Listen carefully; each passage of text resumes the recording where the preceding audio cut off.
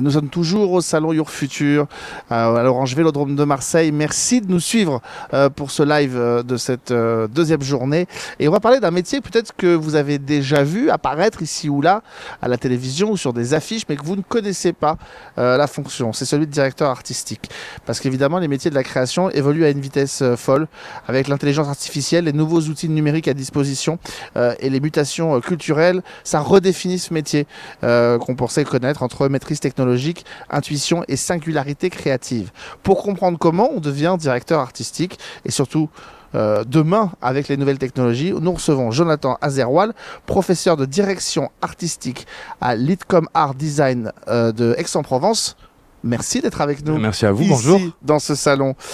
Pour commencer, comment est-ce qu'on peut définir? Parce que je le disais, c'est un thème qu'on voit apparaître souvent dans des émissions, dans des films, partout, mais on ne sait pas ce que c'est. C'est quoi un directeur artistique? La direction artistique, c'est, on va dire, le terme qui désigne l'évolution du métier de graphiste qui a eu cours, on va dire qu'il y a toujours cours, mais qui a eu cours pendant les 20 dernières années, infographiste, graphiste. Et la direction artistique aujourd'hui, c'est un peu l'upgrade, on va dire, c'est la version qui tourne un peu plus autour du pilotage des équipes. Et également, en termes de vision, le graphiste était plutôt un exécutant qualifié, mais plutôt un exécutant qui devait répondre à des briefs et à des commanditaires assez précis. Aujourd'hui, la direction artistique, c'est quelqu'un qui peut impulser véritablement un nouvel esprit créatif, une nouvelle vision et prendre en compte aussi toute une pluralité de valeurs, de propriétés, d'attributs marchés, de stratégies afin de développer une esthétique de communication visuelle. Parce que c'est vrai qu'on a l'impression qu'aujourd'hui, en plus avec les évolutions technologiques, avec l'IA, on a l'impression que le champ des possibles est quasiment infini. Alors, c'est pour un directeur artistique.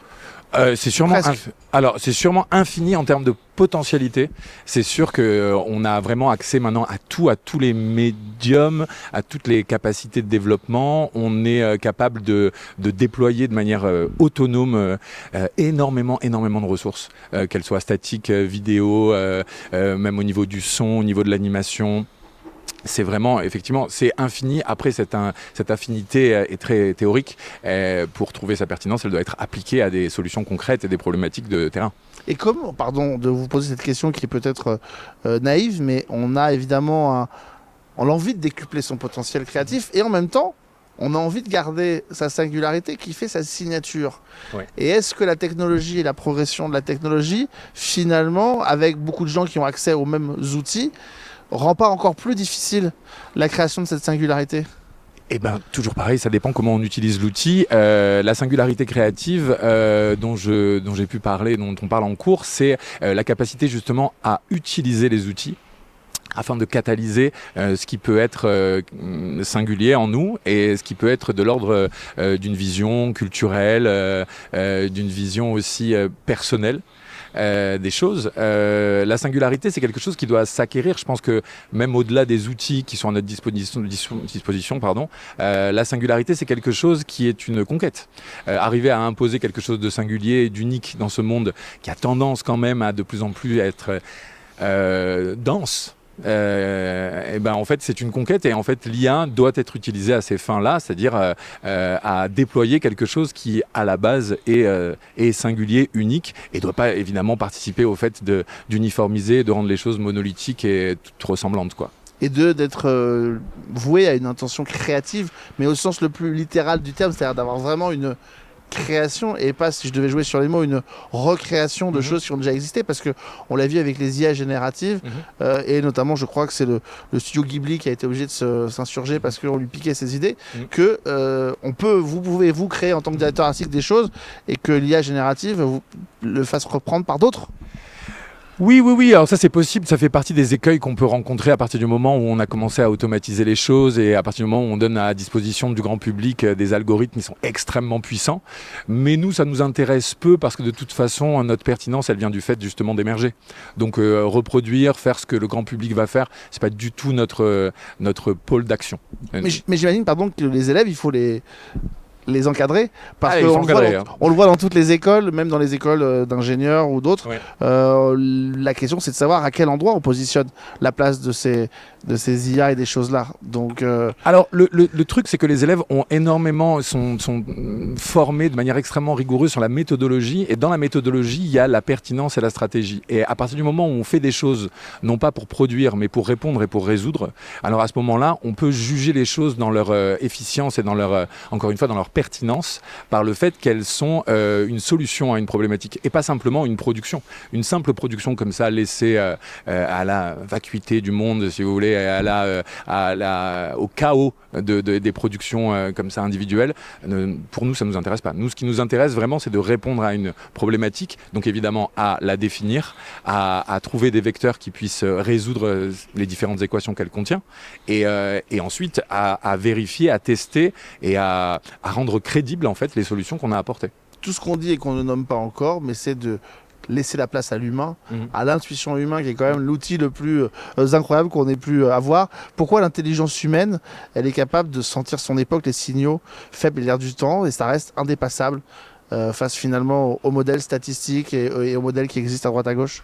Parce qu'on a une existence, on a une organicité qui fait que on sent les choses avec des intérêts qui nous sont propres. L'IA n'a aucun intérêt si ce n'est de survivre, comme on peut le voir dernièrement sur les réseaux sociaux, qui sont juste habités par des agents IA. Donc il y a des trucs très flippants qui sont en train d'arriver. Mais en fait, le fait d'avoir vraiment une existence réelle, et de l'interroger dans cette intuition-là, c'est quelque chose qui est forcément en disruption par rapport au modèle statistique qui, lui, par définition, n'a pas d'intérêt, n'a pas de projection. Il n'a que des ressources, des datas et une construction la plus statistique donc possible par rapport à ça, c'est-à-dire un modèle probabiliste qui est capable de dire qu'est-ce qui est le plus probable, mais comme il n'a pas d'intention, d'intuition, d'intérêt, de vision, même de raison, il ne fait que répondre à quelque chose qui est sensiblement ce que l'utilisateur aurait attendu. Alors que nous, notre intuition, notre vision, elle nous mène vers des lieux, vers des émotions qu'on interroge, qu'on a envie de conquérir. On a envie, cette envie, en fait, elle fait partie de notre corps, de notre nature humaine. Et donc, dans ce cas-là, n'importe quel modèle, même le modèle le plus poussé du monde, vous pourrez lui apprendre ce que c'est un sentiment, une émotion ou un mal au ventre. Il n'en aura qu'une vision théorique. Alors que nous, on sait ce que c'est d'avoir mal, on sait ce que c'est d'aimer, et donc on peut reproduire ces sentiments, leur donner une forme visuelle. Essayer en tout cas. Ce qui est génial quand on a préparé l'entretien avec vous, avec vos équipes, c'est que finalement il y a une expression qui est ressortie et que je trouve hyper intéressante, c'est que finalement le bon directeur artistique, c'est celui qui va être capable de créer l'exception plutôt que de reproduire quelque chose qui existe déjà, quoi. Créer l'exception, ouais, c'est une ambition qu'on a tous de créer l'exception, mais je pense qu'il faut pas être il faut pas être focus autour de l'exception. Je pense que quand on essaye d'être exceptionnel ou qu'on essaye d'être unique, c'est quand on se regarde, c'est comme un comédien, c'est à ce moment-là qu'on devient le plus mauvais.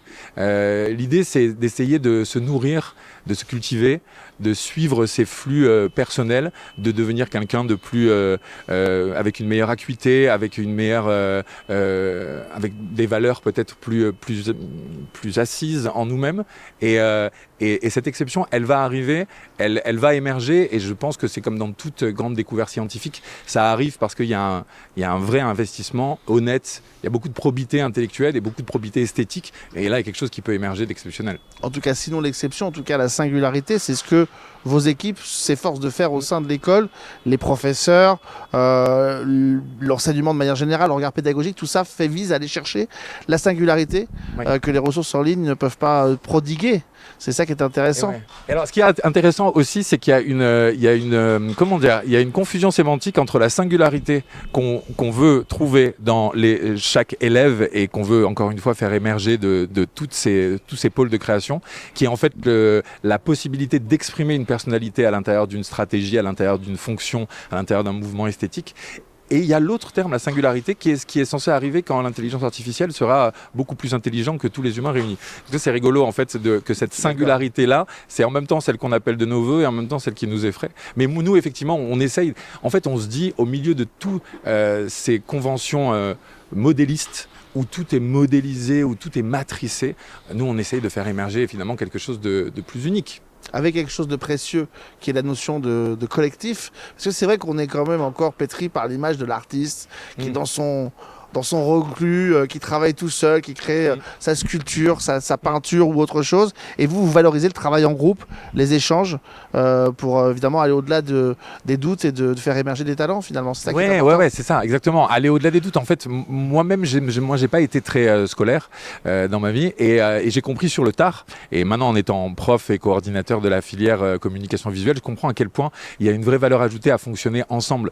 En fait, le truc, c'est que quand on est que face à soi-même, on a une espèce de vase clos qui fait qu'on n'arrive pas ou avec plus de difficultés à se renouveler, à s'interroger et surtout à prendre de la distance. Et en fait, l'élan créatif et la flexibilité qui est essentielle aujourd'hui, que ce soit en termes de création ou en termes de nouvelles technologies, en fait, elle vient à partir du moment où on est dans un rapport altruiste, où on est dans une cohabitation avec l'autre, où on est dans un échange, où on se rend compte que sur le même brief, 10 élèves vont avoir 10 visions différentes. On se rend compte que dans un même mouvement créatif, on va identifier en fait des niveaux de pertinence qui vont être très importants pour nous, mais pas du tout importants pour l'autre. On va être des consommateurs qui vont être extrêmement impliqué dans telle ou telle valeur alors que l'autre ça va pas du tout le toucher. Et en fait ça c'est typiquement une des grandes vertus en fait de travailler en groupe, c'est d'avoir en fait cette largesse d'esprit, cette largesse de vue qui nous permet en fait de voir les choses avec avec un panorama beaucoup plus large que si on était seul à les regarder quoi. Évidemment, pour conclure, on le rappelle depuis tout à l'heure, mais votre métier est évidemment sujet aux avancées technologiques et on l'a dit, à la progression de l'IA. Il y a peut-être des jeunes qui doutent à se dire est-ce que mon métier demain il va pas peut-être disparaître, ou en tout cas on n'aura pas forcément besoin de moi parce qu'on fera appel à des IA, ça coûtera peut-être moins cher que d'employer des humains, et donc on va y aller. Comment on peut les convaincre de dire non, il y a un avenir malgré ces outils-là pour toi, rejoins-nous? Alors il y a un truc que je vais leur dire, c'est que le doute n'est pas prêt de s'arrêter. Et dans tous les cas, que ce soit pour nous, pour la suite de leur carrière ou pour même leur vie, en fait, il ne faut pas essayer de fuir le doute. Il faut essayer de cohabiter avec lui. Le doute, c'est quelque chose, en fait, et l'incertitude, c'est quelque chose qui est un moteur. C'est parce qu'on doute. Si on était certain, en fait, on serait figé par notre puissance infinie. Donc, en fait, il faut continuer à douter. En revanche, sur le fait de leur donner des arguments pour nous rejoindre et de rejoindre nos métiers, ce qui est beau, c'est que on fait partie des métiers qui sont catalysés par la nouvelle technologie, donc qui sont pas prêts de s'effondrer. Et la deuxième chose, c'est que on est des métiers qui ont on est des métiers qui sont habités par une valeur essentielle, c'est la liberté. Et nous, on est capable d'avoir une valeur marché et une valeur humaine parce qu'on est particulièrement libre. Et se dire qu'on peut exister, gagner sa vie en étant de plus en plus libre et que ce soit un levier pour avancer et aller plus loin, c'est plutôt cool. C'est plutôt cool. On retient donc le directeur artistique demain, c'est savoir conjuguer instinct, intelligence humaine et outils technologiques sans jamais perdre ce qui fait sa singularité et la force de création. À l'IDCOM Art Design d'Aix-en-Provence, vous êtes à la pointe en tout cas de ces avancées et vous suivez vos étudiants. Vous êtes aussi là à Your Future pour les rencontrer et les convaincre de vous rejoindre. En tout cas, je pense qu'ils auront été convaincus, je l'espère, en vous écoutant, en vous rencontrant, parce que c'est vrai que cette fibre artistique, on la sent transparaître à chaque fois que vous en parlez. Donc merci beaucoup en tout cas d'avoir été avec nous. On continue nos échanges dans un instant. Merci d'être fidèle à ce live depuis Your Future Marseille. On revient dans quelques instants.